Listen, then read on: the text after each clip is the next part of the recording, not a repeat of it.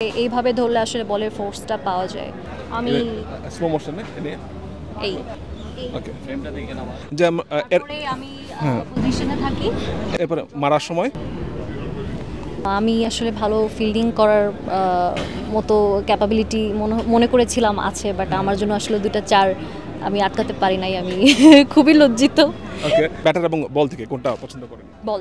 বলটা গ্রিপটা কিভাবে করতে হয় একটু যদি দেখাতেন আমি জানি না, বাট আমার যতটুকু মনে হয় যে এইভাবে ধরলে আসলে বলের ফোর্সটা পাওয়া যায়। এটা আপনি পেস বলেন নাকি স্পিনার? স্পিনার। এখন নেক্সট কোয়েশ্চেন করেন হচ্ছে কি স্পিন করি। গতদিন আমি বলেছিলাম বল স্পিন করি, তো আজকে আমি জানি আসলে লেগ স্পিন করি আমি। ওকে কিভাবে বলটা ফেলেন একটু যদি দেখাতেন?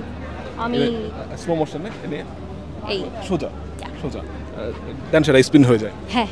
ওকে আপনার টিমে মারিয়া মিম আছে, হ্যাঁ। উনি কেমন খেলে? কারণ আমরা গতকাল একটা ইন্টারভিউ নিয়েছিলাম, উনি বলেছিল মেহেজাবিন উনি খেলা শেখাবে। মারিয়া মিম কেমন খেলে? তাই নাকি? হ্যাঁ। আচ্ছা, হতে পারে। আমি জানি না সে কেমন খেলে। আমি আসলে এখনো তার খেলা দেখার সৌভাগ্য আমার হয়নি। মনে হয় ভালোই খেলে। এমনিতে ছেলেদের মধ্যে যারা আছে তারা কেমন খেলে? রওশন ভাইয়া খুব ভালো খেলে, সঞ্জুও অনেক ভালো খেলে, রাতুল আছে, রাতুল অনেক ভালো খেলে। আমাদের টিমে ছেলেরা অনেক অনেক ভালো খেলে। ওকে আপা ব্যাট দেখতে পাচ্ছি, একটু যদি দেখাতেন ব্যাটটা কিভাবে ধরতে হয়, কারণ অনেক মেয়েরা এটাও জানে না। ওকে যে তারপরে আমি পজিশনে থাকি।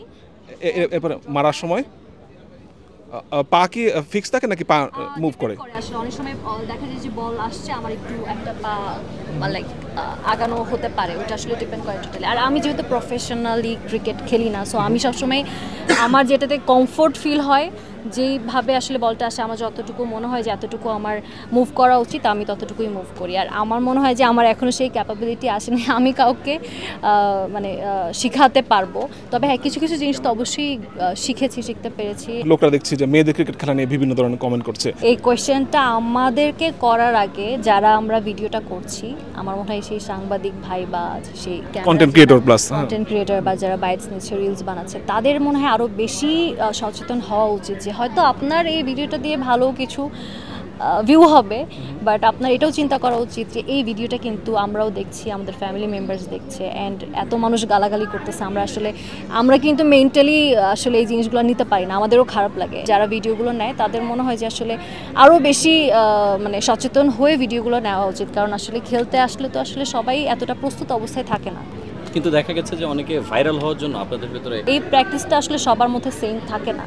তো আমি মনে করি যে যেসব আসলে আমার কলিগ যারা আছে তারা অনেকেই হয়তো ভাবছে যে এটা একটা ভালো জায়গা পাবলিসিটির জন্য, বাট আমি বলবো যে না, এটা আসলে পাবলিসিটির জন্য কখনোই ভালো জায়গা না। তুমি তোমার টিমকে রিপ্রেজেন্ট করতেছো, তোমার টিমকে নিয়ে যেন কেউ কোনো কথা বলতে না পারে। তোমার অ্যাটায়ার তেমন মার্জিত হওয়া উচিত, তোমার কথাবার্তার ভঙ্গিও তেমন মার্জিত হওয়া উচিত। যখন কেউ কোনো বোল্ড কোয়েশ্চেন করবে, ইউ শুড স্টপ দেম যে না, আমি এই কোয়েশ্চেনে কোনো আনসার দিব না। হলিউডে দেখি যে জিম করছে স্টাররা বা মিডিয়া পার্সনরা, তাদের জিমের ভিডিও করা হচ্ছে, সোশ্যাল মিডিয়া সেগুলো ছড়াচ্ছে, কিন্তু সেক্ষেত্রে আপনাদের ক্ষেত্রে কেন এত দ্বিমত বা আপনাদের কেন এত অভিযোগ থাকে?